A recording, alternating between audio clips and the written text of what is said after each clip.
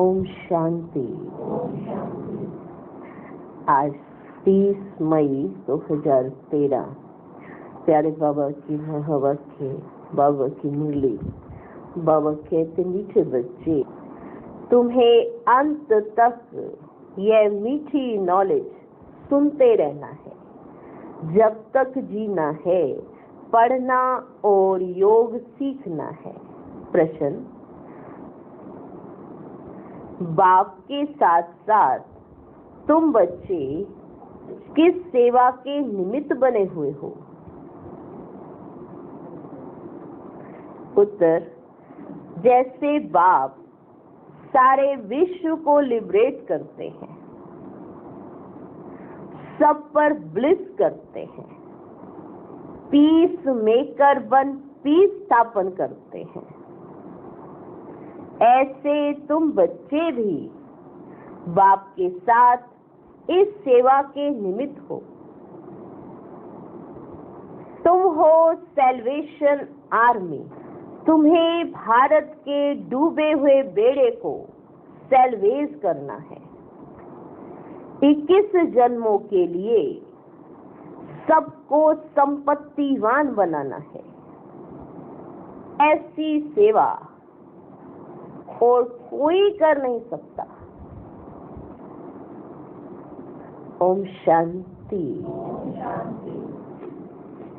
आज का वरदान, वायदों की स्मृति द्वारा फायदा उठाने वाले सदा बाप की ब्लेसिंग के पात्र भव। फिर से रिपीट करते हैं, वायदों की स्मृति द्वारा फायदा उठाने वाले सदा बाप की ब्लेसिंग के पात्र भव। कैसे? जो भी वायदे मन से, बोल से अथवा लिखकर करते हो, उन्हें स्मृति में रखो तो वायदे का पूरा फायदा उठा सकते हो। मन से करते हो, बोल से करते हो, लिखकर करते हो। कहीं कहीं प्रॉमिस करते हैं ना, हम बाबा को कहीं प्रॉमिस कर देते हैं, लेकिन जो हम प्रॉमिस करते हैं वो याद नहीं रहते।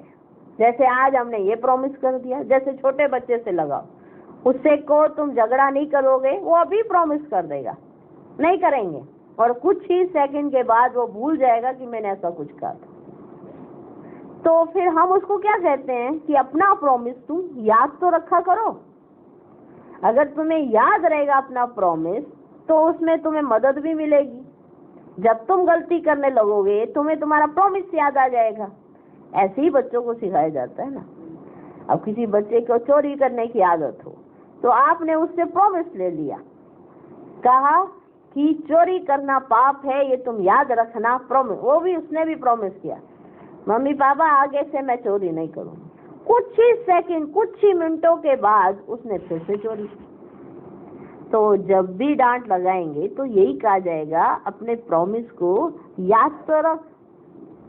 तो बाबा भी हमको यही कहते हैं। हम भी रोज प्रॉमिस करते हैं बाबा से, रोज वायदा करते हैं। हम सभी बच्चे ऐसा करते हैं। आज बाबा ये नहीं करेंगे, कोई गलती हो जाती है, स्पेशल लिख कर दे देते, बाबा ये नहीं करेंगे, और फिर वही कर लेते हैं। 1-2 दिन के बाद फिर से वही गलती हो जाती है। क्यों? क्योंकि हमें हमारा प्रॉमिस याद नहीं रहता। याद रहे भी तो उस पे पक्का दृढ़ निश्चय नहीं रहता, जिससे हमें फायदा मिले उस प्रॉमिस के ऊपर। फायदा तो तभी रहेगा जब वायदा याद रहेगा, और उसका फायदा हम तभी उठा सकते हैं कि उससे मिलेगा क्या। अब जो भी वायदे मन से, बोल से, लिख कर करते हो, उन्हें स्मृति में रखो तो वायदे का पूरा फायदा उठा सकते हो। चेक करो कि कितनी बार वायदा किया है और कितना निभाया है। चेक करो अपना वायदा और फायदा, इन दोनों का बैलेंस रहे तो वरदाता बाप द्वारा ब्लेसिंग मिलती रहेंगी। वायदा और फायदा, आज मैंने बाप से वायदा किया है और उससे मुझे क्या फायदा होने वाला है ये मैं आत्मा जानती हूँ। तो मेरे वायदे से मुझे ये फायदे होने वाले हैं, इसलिए अपना वायदा याद रखो, तो बाप के द्वारा ब्लेसिंग्स मिलती रहेंगी। जैसे संकल्प श्रेष्ठ करते हो ऐसे कर्म भी श्रेष्ठ हो। संकल्प तो हम ज्यादा से ज्यादा सोचते हैं बहुत अच्छे से अच्छे करें, लेकिन कर्म में उनको लेकर नहीं आते। तो अगर संकल्प श्रेष्ठ करते हो तो कर्म भी श्रेष्ठ हो, तो सफलता मूर्त बन जाएंगे।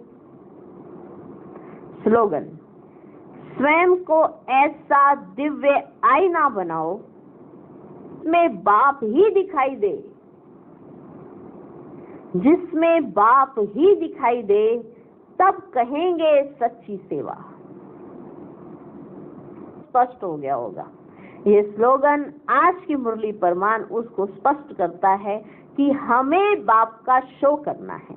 हम बाप का शो कर ही तभी सकते हैं अगर हमने अपने अंदर बाप को समाया हुआ होगा। हम इतना अच्छा दिव्य आईना बन जाएं कि हमारे अंदर बाप दिखाई दे, क्योंकि यही एक सबसे सर्वश्रेष्ठ कार्य रुका भी हुआ है, अभी रहा भी हुआ है, जिसे हमें बच्चों को करना है कि हमें ऐसा बनाने वाला कौन। कल जैसे कहा था ना कि इतनी अकल किसने दी, अब इतना अक्लमंद हम सभी बच्चों को बनाने वाला कौन है? कौन है? तो ऐसा हम दिव्य आईना बन जाएं, हम ना दिखाई दें, दिखाई दे तो बाप दिखाई दे। यही हमारी सच्ची सेवा है। यही वो शो होगा जिसमें सन शोज करेंगे फादर मदर का, क्योंकि फादर बिना मदर के दिखाई नहीं दे सकता और मदर बिना फादर के दिखाई नहीं दे सकती। तो फादर मदर का शो करने के लिए हम बच्चे हैं। यही हमें सच्ची सेवा करनी है। कौन है, क्या है, हमें तो ये बताना है कि हमारे फादर मदर कौन है। तो हमें क्या बनना है? ऐसा दिव्य आईना बनना है। ऐसा दिव्य आईना बनाओ जिसमें बाप ही दिखाई दे, तब कहेंगे सच्ची सेवा। अच्छा, ओम शांति।